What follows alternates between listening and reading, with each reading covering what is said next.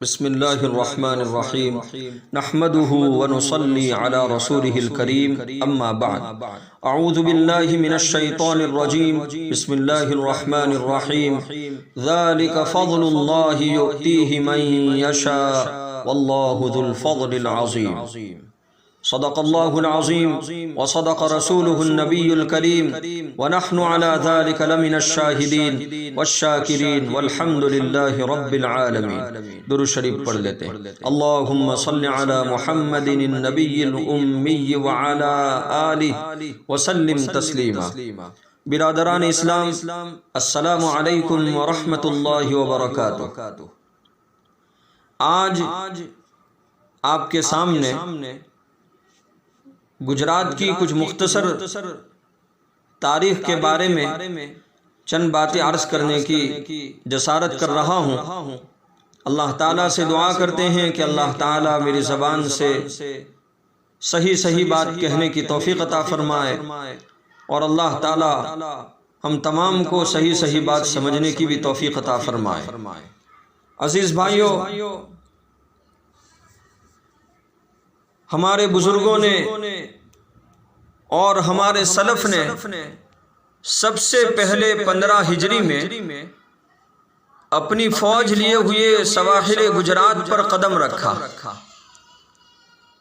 یا یوں کہا جائے کہ ہندوستان کی سرزمین میں سب سے پہلے گجرات کو یہ شرف حاصل ہوا کہ خدائے وحدہ پر ایمان لانے والوں کا اور اسی ایک ہستی کو وحدہ لا شریک لہ جاننے اور اسی کو قادر مطلق اور متصرف الامور ماننے والوں کا پاک قدم پہلے اسی سرزمین پر پڑا، اور اسی سرزمین کے دشت و جبل، جنگل و پہاڑ، ہندوستان میں سب سے پہلے اللہ اکبر کے نعروں سے گونجے، اور خاص طور سے ضلع بھروچ کو اس میں اولیت و فوقیت کا شرف حاصل ہوا۔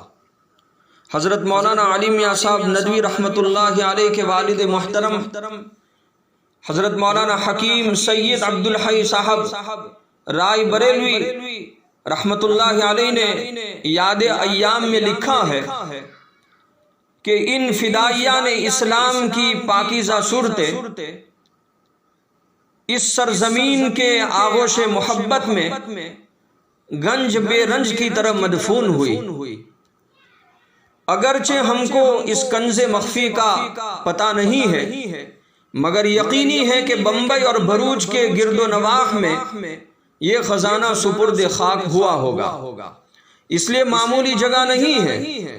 میں تو اللہ کا شکر ادا کرتا ہوں کہ اللہ تعالیٰ نے ابتدا میں مجھ کو کام کرنے کی جگہ اور محنت کا میدان بھروچ ہی کو دیا۔ 120 ہجری میں ربیع بن صبیح السعدی المصری رحمہ اللہ تعالی علیہ، جن کو تابعی ہونے کا شرف حاصل ہے، یہاں ایک فوج کے ساتھ باربد، بعض علماء کرام اسے باربد کہتے ہیں، واللہ تعالی عالم، جو بھی نام ہو، تو یہاں ایک فوج کے ساتھ باربد، یہ شہر بھروچ سے کئی میل کے فاصلے پر ایک جگہ کا نام ہے جس کا نام باربد ہے، تو یہاں ایک فوج کے ساتھ تشریف لائے۔ ان کے متعلق کشف الظنون میں لکھا ہے کہ اسلام میں سب سے پہلے جس نے تصنیف کیا وہ ربیع بن صبیح ہے۔ ان کا مزار یہاں باربد میں موجود ہے، دریائے نرمدا میں، جس کا نشان نہیں ہے۔ اللہ کا شکر ہے کہ وہاں حاضری کی سعادت نصیب ہوتی رہتی ہے۔ ابھی اگرچہ مزار نظر نہیں آتا، نرمدا ندی کا پاٹ کشادہ ہونے کی وجہ سے مزار پانی کے بیچ آ گیا ہے۔ وہ مستقل جہاد کے لیے آئے تھے، فتح یاب بھی ہو گئے تھے، مگر دریائے نرمدا میں زیادہ پانی ہونے کی وجہ سے چند روز قیام کرنا مناسب سمجھا۔ چنانچہ اسی دوران ہوا میں عفونت پیدا ہو گئی، ہوا میں ایک قسم کی بدبو پیدا ہو گئی، اور 1000 آدمی اس وبا کے شکار ہو گئے۔ ربیع بن صبیح رحمت اللہ علیہ کا بھی اسی بیماری میں انجام بخیر ہو گیا۔ میرے دوستو، بہت متبرک جگہ ہے۔ اسی بنا پر میں نے ایک دن کہہ بھی دیا تھا کہ یہ علاقہ خطۂ عرب معلوم ہوتا ہے۔ کچھ مزاج و حالات عربوں جیسے محسوس ہوتے ہیں۔ محترم سامعین کرام، ہمارے اکابرین میں سے ایک شخصیت گزری ہے، شیخ الاسلام حضرت مولانا سید حسین احمد مدنی رحمت اللہ تعالی علیہ۔ حضرت مولانا سید حسین احمد مدنی رحمت اللہ علیہ فرماتے ہیں، حضرت رحمت اللہ علیہ نے ایک مرتبہ فرمایا، جس کا حاصل اور نچوڑ یہ ہے کہ گجراتی مسلمانوں کے عربی نسل ہونے کی میرے پاس 2 دلیل ہے۔ گجراتی مسلمانوں کے عربی نسل ہونے کی میرے پاس 2 دلیل ہے۔ اول یہ کہ ان کی مہمان نوازی اور دسترخوان کی کشادگی، جس میں حضرات صحابہ کرام رضوان اللہ تعالی علیہ مجمعین جیسی مہمان نوازی کی جھلک نظر آتی ہے۔ دوسری دلیل یہ ہے کہ گجراتی مسلمان زیادہ تر تجارت پیشہ ہے اور تجارت کی غرض سے دنیا بھر میں پھیل گئے ہیں، اور اس طرح دوسرے ممالک میں جا کر تجارت کے ساتھ دین و ایمان، درس و تدریس اور تعلیم و تربیت وغیرہ خدمات بھی انجام دیتے رہتے ہیں۔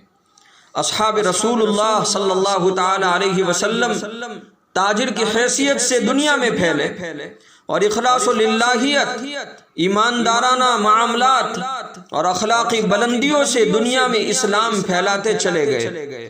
گجراتی مسلمانوں میں یہ اوصاف ایک حد تک اب بھی پائے جاتے ہیں۔